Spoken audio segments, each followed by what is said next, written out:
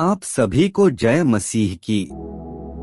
स्वागत है हमारे YouTube चैनल पर। आज हम बात करने वाले हैं बाइबल के एक बहुत ही गहरे और चेतावनी भरे संदेश के बारे में, 2 पतरस का पत्र। क्या आप जानते हैं कि इस अध्याय में हमें झूठे शिक्षकों से सावधान रहने और अंत के दिनों के संकेतों के बारे में बताया गया है।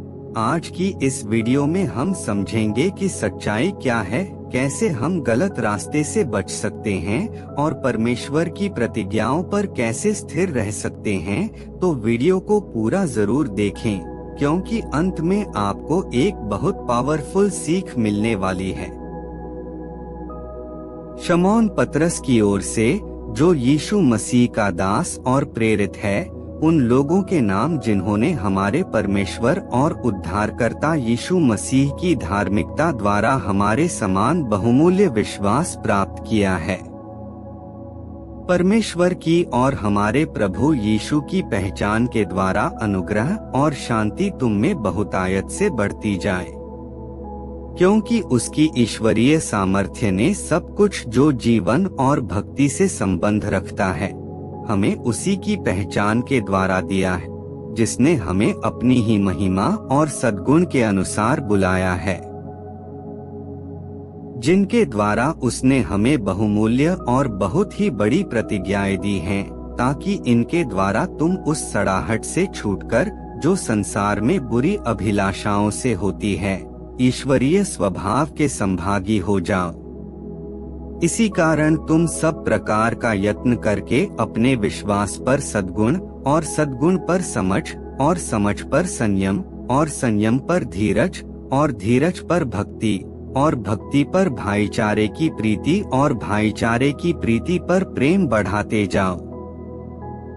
क्योंकि यदि ये बातें तुम में वर्तमान रहें और बढ़ती जाएं, तो तुम्हें हमारे प्रभु यीशु मसीह की पहचान में निकम्मे और निष्फल न होने देगी।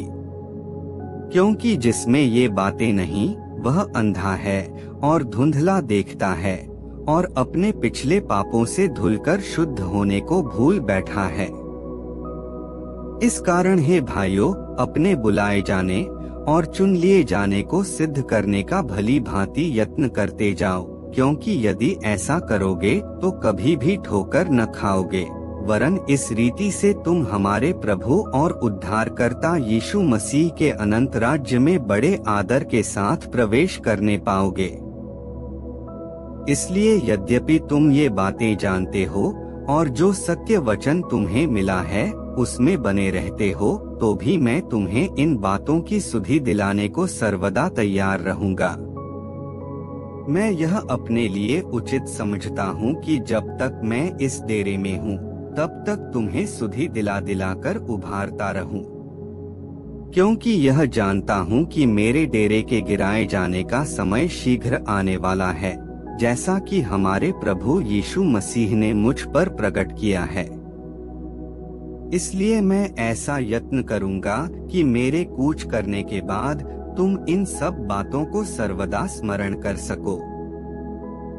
क्योंकि जब हमने तुम्हें अपने प्रभु यीशु मसीह की सामर्थ्य का और आगमन का समाचार दिया था, तो वह चतुराई से गढ़ी हुई कहानियों का अनुकरण नहीं था, वरन हमने आप ही उसके प्रताप को देखा था। क्योंकि जब उसने परमेश्वर पिता से आदर और महिमा पाई और उस प्रतापमय महिमा में से यह वाणी आई, यह मेरा प्रिय पुत्र है, जिससे मैं प्रसन्न हूँ। तब हम उसके साथ पवित्र पहाड़ पर थे और स्वर्ग से यही वाणी आते सुनी। हमारे पास जो भविष्यद्वक्ताओं का वचन है, वह इस घटना से दृढ़ ठहरा। तुम यह अच्छा करते हो जो यह समझकर उस पर ध्यान करते हो कि वह एक दिया है, जो अंधियारे स्थान में उस समय तक प्रकाश देता रहता है, जब तक कि पौ न फटे और भोर का तारा तुम्हारे हृदयों में न चमक उठे। पर पहले यह जान लो कि पवित्र शास्त्र की कोई भी भविष्यवाणी किसी के अपने ही विचारधारा के आधार पर पूर्ण नहीं होती, क्योंकि कोई भी भविष्यवाणी मनुष्य की इच्छा से कभी नहीं हुई, पर भक्त जन पवित्र आत्मा के द्वारा उभारे जाकर परमेश्वर की ओर से बोलते थे। जिस प्रकार उन लोगों में झूठे भविष्यद्वक्ता थे, उसी प्रकार तुम में भी झूठे उपदेशक होंगे, जो नाश करने वाले पाखंड का उद्घाटन छिप छिप कर करेंगे और उस स्वामी का जिसने उन्हें मोल लिया है इनकार करेंगे और अपने आप को शीघ्र विनाश में डाल देंगे। बहुत से उनके समान लुचपन करेंगे, जिनके कारण सत्य के मार्ग की निंदा की जाएगी। वे लोभ के लिए बातें गढ़कर तुम्हें अपने लाभ का कारण बनाएंगे और जो दंड की आज्ञा उन पर पहले से हो चुकी है, उसके आने में कुछ भी देर नहीं और उनका विनाश ऊँघता नहीं। क्योंकि जब परमेश्वर ने उन स्वर्गदूतों को जिन्होंने पाप किया नहीं छोड़ा, पर नरक में भेजकर अंधेरे कुंडों में डाल दिया ताकि न्याय के दिन तक बंदी रहें, और प्राचीन युग के संसार को भी न छोड़ा वरन भक्तिहीन संसार पर महाजल प्रलय भेजा, पर धर्म के प्रचारक नूह समेत 8 व्यक्तियों को बचा लिया और सदोम और अमोरा के नगरों को विनाश का ऐसा दंड दिया कि उन्हें भस्म करके राख में मिला दिया, ताकि वे आने वाले भक्तिहीन लोगों की शिक्षा के लिए एक दृष्टांत बने। और धर्मी लूत को, जो अधर्मियों के अशुद्ध चाल चलन से बहुत दुखी था, छुटकारा दिया, क्योंकि वह धर्मी उनके बीच में रहते हुए और उनके अधर्म के कामों को देख देख कर और सुन सुनकर हर दिन अपने सच्चे मन को पीड़ित करता था। तो प्रभु भक्तों को परीक्षा में से निकाल लेना और अधर्मियों को न्याय के दिन तक दंड की दशा में रखना भी जानता है, विशेष करके उन्हें जो अशुद्ध अभिलाषाओं के पीछे शरीर के अनुसार चलते और प्रभुता को तुच्छ जानते हैं। वे ढीठ और हठी हैं और ऊंचे पद वालों को बुरा भला कहने से नहीं डरते, तो भी स्वर्गदूत जो शक्ति और सामर्थ्य में उनसे बड़े हैं, प्रभु के सामने उन्हें बुरा भला कहकर दोष नहीं लगाते।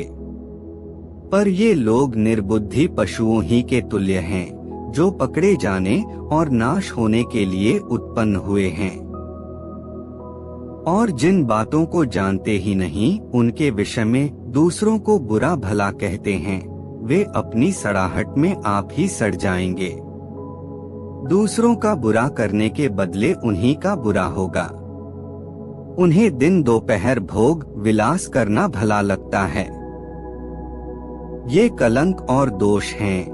जब वे तुम्हारे साथ खाते पीते हैं तो अपनी ओर से प्रेम भोज करके भोग विलास करते हैं। उनकी आंखों में व्यभिचार बसा हुआ है और वे पाप किए बिना रुक नहीं सकते। वे चंचल मन वालों को फुसला लेते हैं। उनके मन को लोभ करने का अभ्यास हो गया है। वे संताप की संतान हैं। वे सीधे मार्ग को छोड़कर भटक गए हैं और बौर के पुत्र बिलाम के मार्ग पर हो लिए हैं, जिसने अधर्म की मजदूरी को प्रिय जाना, पर उसके अपराध के विषय में उलाहना दिया गया। यहाँ तक कि अबोल गधी ने मनुष्य की बोली से उस भविष्यद्वक्ता को उसके बावलेपन से रोका। ये लोग सूखे कुएं और आंधी के उड़ाए हुए बादल हैं। उनके लिए अनंत अंधकार ठहराया गया है। वे व्यर्थ घमंड की बातें कर करके लुचपन के कामों के द्वारा उन लोगों को शारीरिक अभिलाषाओं में फंसा लेते हैं, जो भटके हुओं में से अभी निकल ही रहे हैं। वे उन्हें स्वतंत्र करने की प्रतिज्ञा तो करते हैं, पर आप ही सड़ाहट के दास हैं, क्योंकि जो व्यक्ति जिससे हार गया है वह उसका दास बन जाता है। जब वे प्रभु और उद्धारकर्ता यीशु मसीह की पहचान के द्वारा संसार की नाना प्रकार की अशुद्धता से बच निकले और फिर उनमें फंसकर हार गए, तो उनकी पिछली दशा पहली से भी बुरी हो गई है। क्योंकि धर्म के मार्ग का न जानना ही उनके लिए इससे भला होता कि उसे जानकर उस पवित्र आज्ञा से फिर जाते जो उन्हें सौंपी गई थी। उन पर यह कहावत ठीक बैठती है, कि कुत्ता अपनी छांट की ओर और नहलाई हुई सुअरनी कीचड़ में लौटने के लिए फिर चली जाती है।